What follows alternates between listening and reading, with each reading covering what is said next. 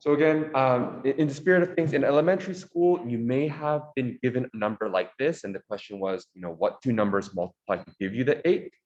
If you have 2 times 4, well, can you break it further? 4 becomes 2 times 2. And the last numbers of every single branch, when you multiply together, gives you the top number. And that was factoring. It was the opposite of multiplying. Factoring is the opposite of expanding. So expanding, let's do this. In other words, you could think about it as multiply out, right? 5 times 8, oh, sorry, 5 times 6, 30. X times X. People that I'm not pointing to are answering. That's fine though. Okay. In the same way, if I ask you to expand, aka multiply out, we have 2x, we have 8. And we can go even further. If I have a binomial multiplying a binomial, again, expand it, multiply out. This becomes, that's because we have done practice on it. I'm just going to write it out for you. Okay, this is x times x times 3, 3 with a 2x, and then 2 times 3.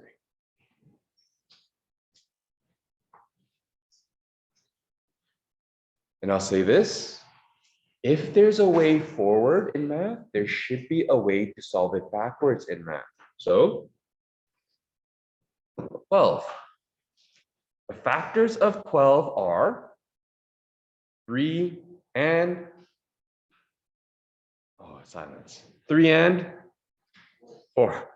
Thank you. The factors of 30 are, does it have to be just 2 and 12, by the way? 3 and 4? What could it also be? 6 and 2. Are there some others?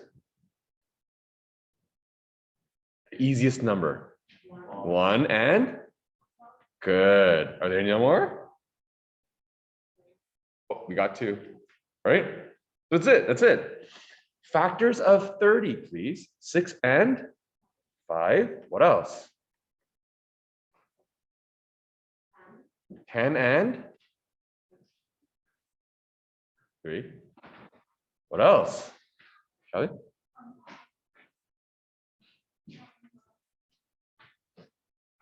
This one? Down. Yes.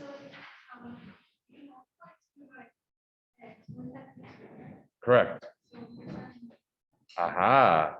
See, again, I skipped a step because of my practice, my excruciating practice as a child. That is 3x and 2x already added together. Yeah. So if you don't do enough, you sort of see that in your head because that's going to be a 3x. It's going to be a 2, right? All right. Let's keep going. It could be 1 and 30. I'm just going to save you some time. It could be 2 and 15. So let's see. I'm just going to remind myself. I've got 1, 2, 3. Can I divide by 4? No. 5, 6. Can I divide by 7? No. 8? No. 9? No. And then 10. I think I got everything. Okay. And again, if you can multiply in to get x squared, you can divide out of x squared. This would be x times x. And then here is section 2.2. Factor this, please. Can you do it? What are two numbers, quote unquote, that multiply to become 2x plus 8?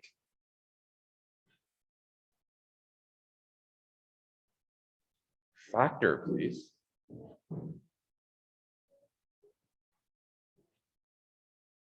Cami, what do you think? Can you factor this?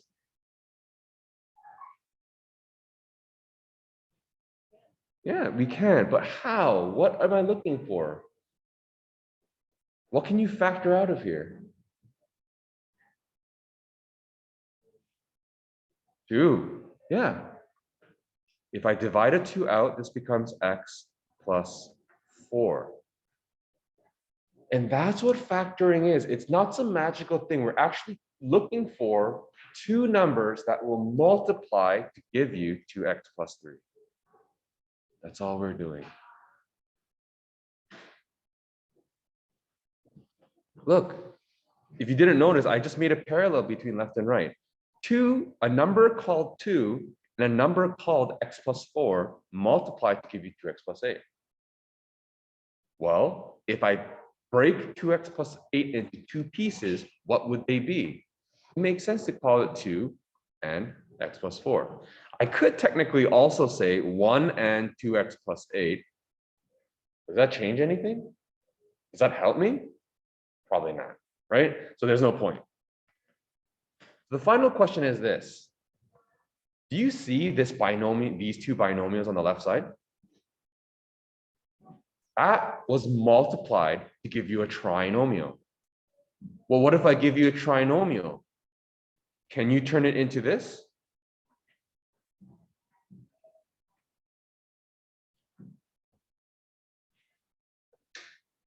If you went through grade 10 math, you should. Who here remembers it? No judgment. Who here actually remembers from last year how to factor? Okay, just a little bit. That tells me a lot. It tells me, number one, COVID and online learning sucks. Number two, no one forced you to practice, so you didn't. Right? And so number three, me treating this as if it was a review is going to be really detrimental. So I am going to approach this lesson like it was a new lesson for you. However, because this course doesn't give you an unlimited amount of time, although this is new to you and I understand it's new to you, I need you to meet me halfway. You have to commit to practicing this over the weekend. Okay? Here is how you take a trinomial. Okay, so this is, I don't know how many minutes in this is into the video, but I will timestamp it. This is how you factor a trinomial. Are you ready? This is going to be with us for the rest of the year. So it starts now. Understand? Yeah. Okay, so as I recall, the other class did a quiz on this recently, yes? Yeah. So regardless of what grade 11 course you're taking, factoring is going to be everywhere. It was everywhere for grade 10. It will be everywhere for grade 11. And if by chance you decide to pursue math of grade 12, you will see that there too. Okay. Here is step one. Oh, the little box didn't show up. Everyone, let me take a look at your sheet. There's a box. And okay, I have to fix that. Everyone here,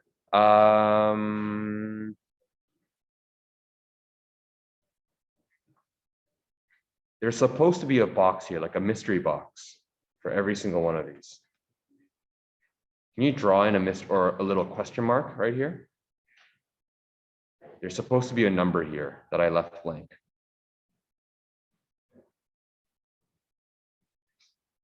Everyone put a little thing here. I don't know why that box didn't show up.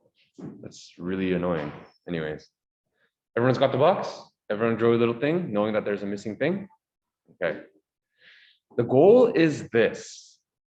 We are going to do it in two different steps. First step, if you read in step one right here, the first terms of the binomials multiply to give you the first term of the trinomial. You notice how the x will always multiply with the x and give you x squared? Let me do this again. If you take a look at, oh, it doesn't zoom in any further. If you take a look at expansion, you know that this x will multiply with this and multiply with that, correct? So the very first number you always write is x times the x. So if you see this as an x squared, you know that it's going to be from x times x. Make sense? Can we commit to that? X squared is just x times x. So we know one of the brackets has x, The other bracket has x. So far, so good. Next, I'm going to skip this, and I'm going to skip this. I'm going to go straight to, where's my, let's use blue. I'm going to go straight to this. At some point, 3 and the 2 are going to multiply. Would you also agree? So the very last number is going to be the 2 normal constants multiplying to the last number. And that is where we start. Every single time, I'm going to look at that first. So take a look at all the examples on the lower half of the page. The first term is x squared. Yes, quickly. So what multiplies to x squared? Yes. So every single time it's going to be x with an x.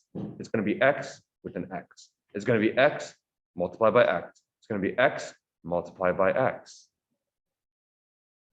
Everything's black, so maybe I should have done it in a different color. Let's do red. X with an x, x with an x, x with an x, x with an x. Now we take a look at the last number. 8 must have been a product of this number and that number. So what are some possibilities?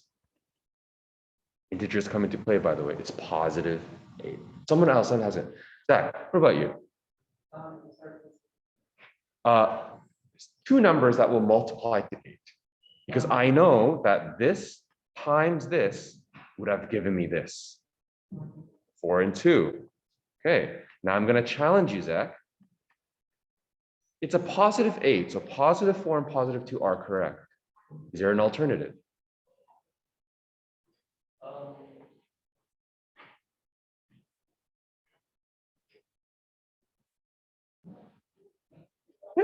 Negatives. 2 negatives will multiply to be positive. Right?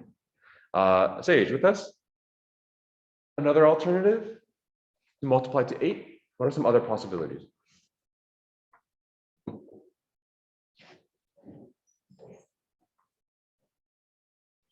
Ah, so interesting. No one ever thinks about the easiest number.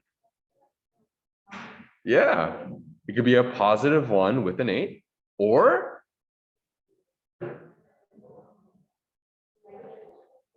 with a negative 8. So any of these 4 could multiply into this trinomial. Okay. I will give you 5 minutes. Fill out the rest. The first one here, there is a x squared and a negative 16. So this is going to be x and x. That will be x and x. That will be x and x. That will be x and x. And that will be x and x. But please be careful. I have a negative 16. This one too. X, x, x and x, x, x everywhere. And then I have a positive 9. See if you could figure out all the factors of negative 16. I'll give you 5 minutes. All right. So for the most part, it seemed like people are getting by. The correct answers are, let's start with the easiest one. Always. It could be a 1. And if it's a 1, it's got to multiply with a negative 16. From there, I'm going to use some deductive reasoning. Well, if it could be a positive 1 with a negative, it could have been a negative 1 with a positive. Right? Next, what's the next easiest number? Seeing that this is an even number, the next easiest number is a positive 2, which means it must have multiplied with a negative 8. And then again, deductive reasoning. Well, if 2 and negative 8 is a possibility, the next one will most likely be that. Not divisible by 3, so the next number would be 4. plus 4, and then a minus 4. Now you could say, well, if it's plus 4 and minus 4, well, couldn't it be minus 4 and plus 4? Yes, it's true. It could be. But just because I changed the order of the bracket doesn't necessarily mean it's something completely different, right? Plus 2 and then minus 2, and then with minus 8 and plus, that's different. But plus 4 is here, but plus 4 it still exists. It's just a different part of the product. And so I don't have to write it again. Okay, just letting you know. And there it is. Next one, 9. Again, the easiest number. It could be a 1 with a 9. It could have been a negative 1 with a negative 9. It could be a 3, positive 3 with a positive 3. Or it could have been negative 3 with a negative 3. So look at the very last question I have on that sheet. How do you know which one is right? I'm going to give you 30 seconds to actually think about this. I know for sure it's got to be one of these choices, What is going to help me figure out what is step 2, in your opinion? What have we not looked at yet? Yes?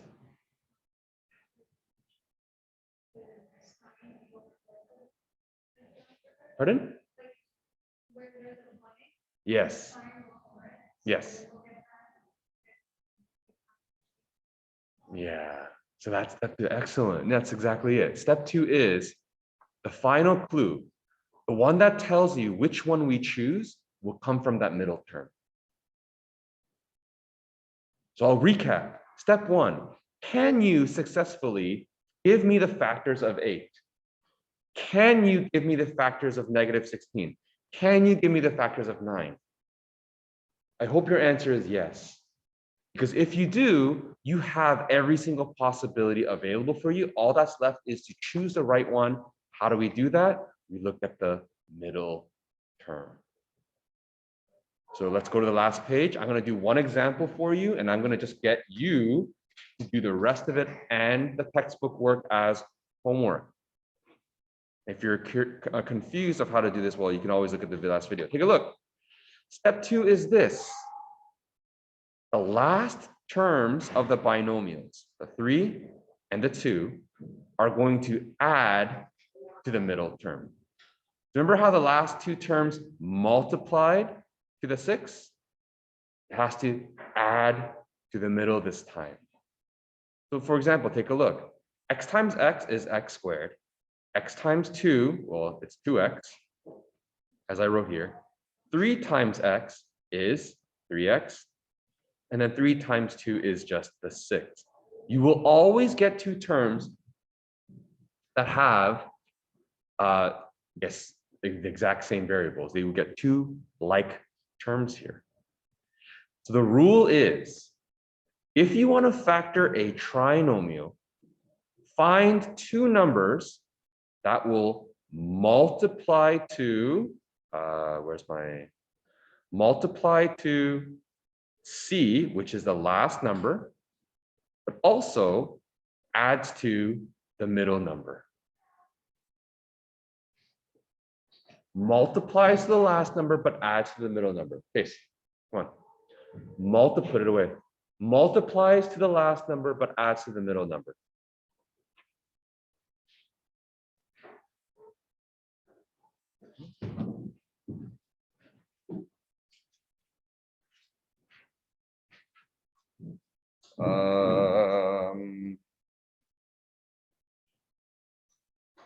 I thought I did something. Okay, so which means, let's put it this way. I'm going to go back to my 3 examples. Okay, and before I do my little practice with you, go back to my 3 examples. If I told you that the middle number was going to be a positive 6, which one was the right one for you? Also, just so hold on. If I told you that this one was going to be a negative 6, what would be the right one? If I told you this one was going to be a negative 6, what would be the right one?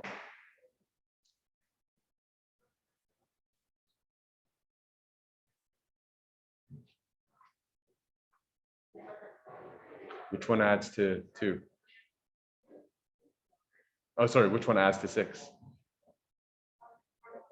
Yeah, I don't know where I wrote it, but I think it's here. Positive 2 and the positive 4 is the correct one. So you could circle that or you put a check next to it, whatever. Yes. I just decided. Let's make everything a 6. How about negative 6x?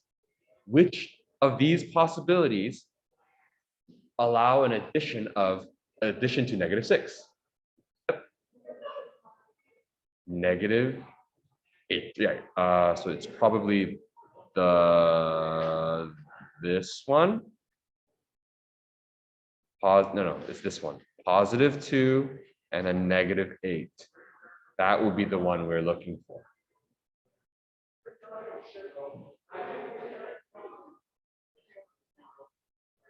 Last one, we had plus 3, and I believe minus 3, minus 3. The one that adds to a negative 6 would be right there. That's it. So the two numbers, find two numbers. Chase, put it in your bag. Put it in your bag. I don't know what's going on, but that's what, 4 times today? It's your first class here. That's not a good look.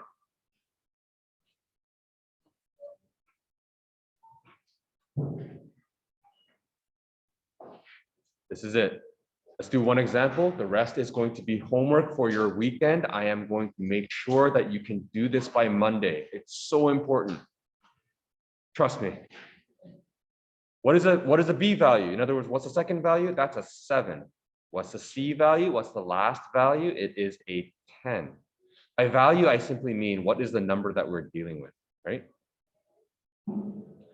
What two numbers multiply to 10? Start with that. Always start with the product, please. It could be some examples. Okay, 5 times 2. Oh, give me the other one too. Okay, it could be 1 times 10 2. Good. Out of those two, oh, I also forgot. It could be -5 times a -2. It could also be -1 times a -10, right? Out of these, there should be one that adds to a 7. Yeah.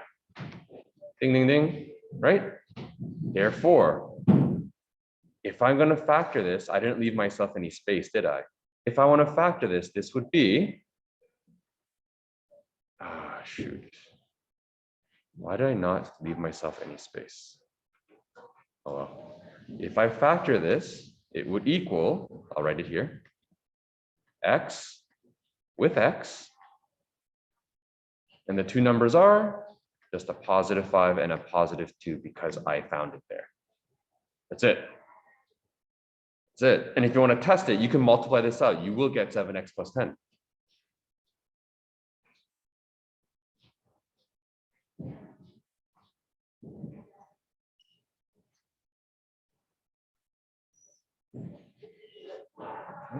We'll do one more.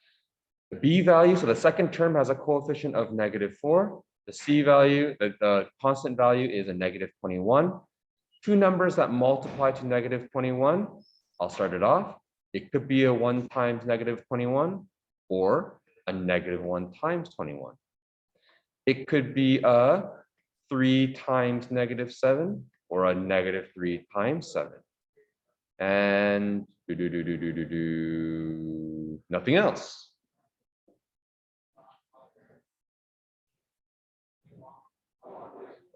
Between these 4 possibilities, only one of them will add to a -4. And that's this one.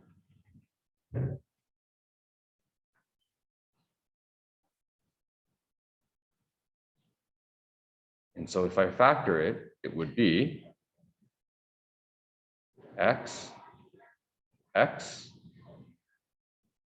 3, 7.